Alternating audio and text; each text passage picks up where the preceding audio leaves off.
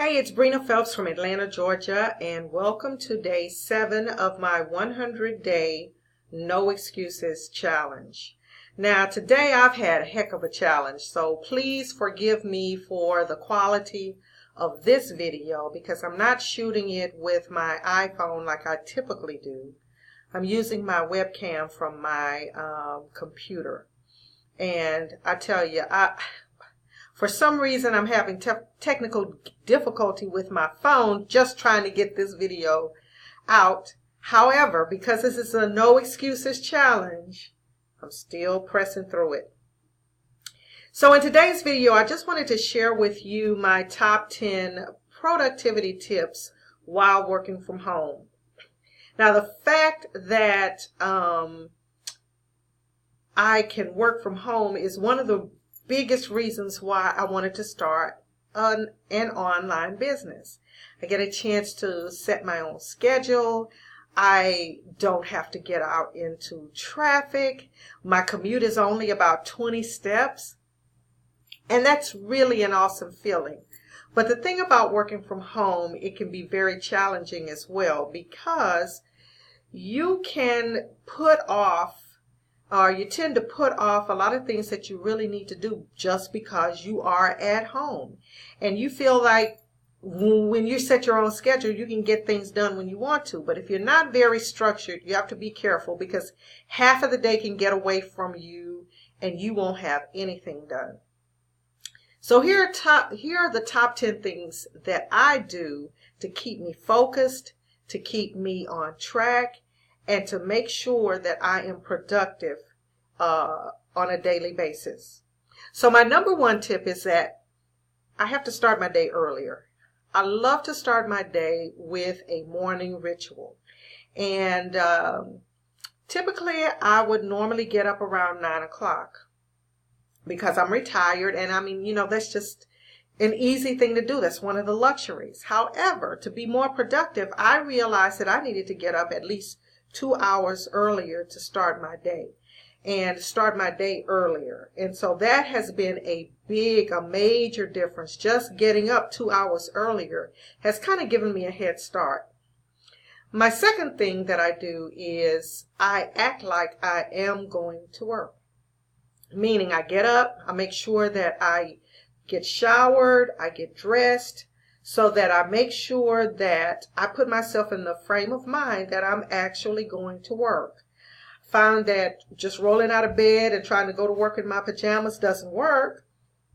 Although it's a great idea, it really doesn't work because you're not in the frame of mind that you're going to work. And the other thing is it's too tempting to get back into bed when you still have your pajamas on. The third thing I do is I schedule out my work hours.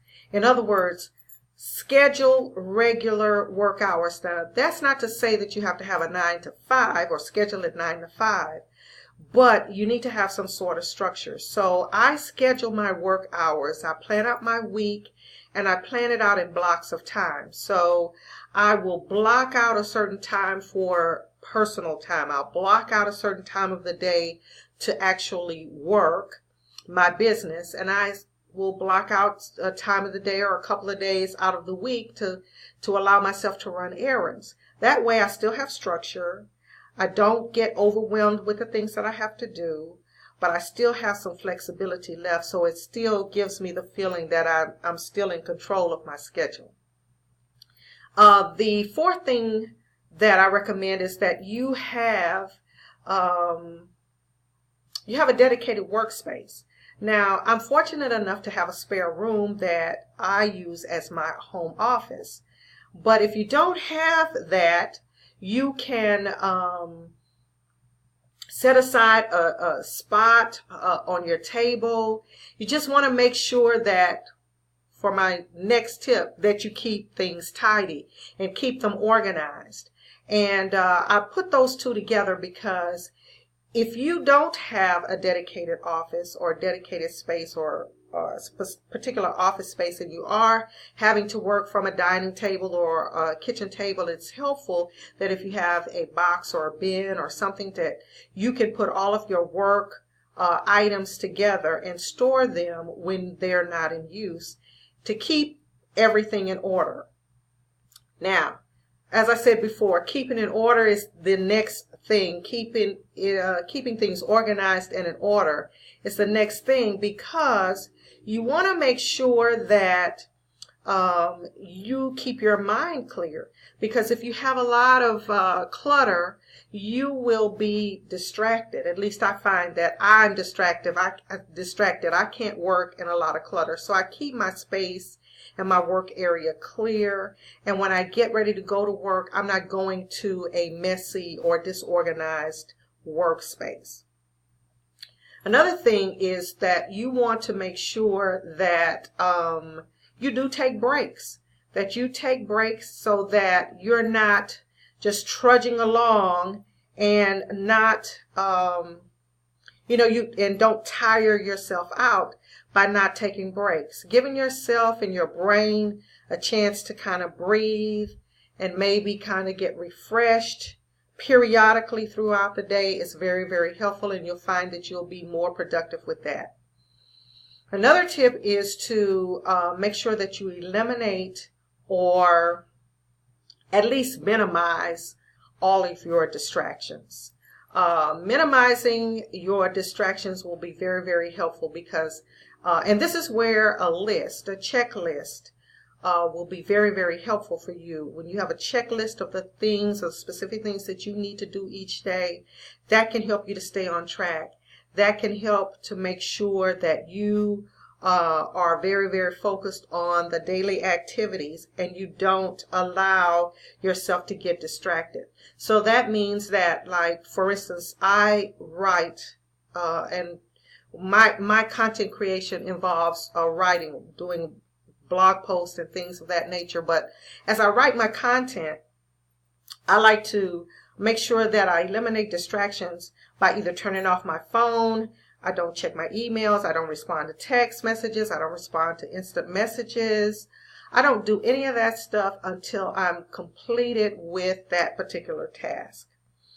My next tip is to make sure that I stay hydrated, so that keeps me feeling energetic. I keep my water with me very close by, and sometimes you'll get that little dip in energy, especially if you have set aside a number of hours for you to work. You gotta stay hydrated. That's one thing that will be very, very helpful. Another one of my tips is to I like to listen to music when I'm working, but I know that music can be a very personal thing for you. I recommend that if you do use music, that you match the music and the tone of the music, the type of music, to the type of task that you're doing. For instance, like I said, as I'm writing, I like to listen to classical Baroque music. I like to listen to acoustic guitar music, just very softly played in the background. If I'm reading, I like to go a little bit more zen, and I listen to meditation music. But you want to make sure that your music is not too calming where you feel like you'll fall asleep. But then you want to kind of keep it upbeat and stimulating, but not so much so that it is distracting. And I guess the next thing is to, my 10th tip, and I'm hoping that I've gotten to 10, is to make sure that you have a cutoff point. You know exactly, you have a scheduled time that you are done working and you cut it off, because that is going to keep you from letting your work spill over to your personal time. And it'll just keep you in the frame of mind that, you've still got control and you're not letting any one area take over and filter over into the other parts of your life. So I'm hoping that I've covered all 10 of them. I had to kind of switch over to a different, using my webcam to shoot this video. But I'm going to wrap this up because this is another thing. Know when to stop, and I think this is time to stop. In the event I have missed all of my tips, there will be a link in the description box below this video that will take you over to the blog post that I wrote that actually lists those 10 tips. And also, I have links within that blog post if you'd like to get a copy of my my work schedule or my worksheet and how I schedule that out, and also a copy or an example of my checklist.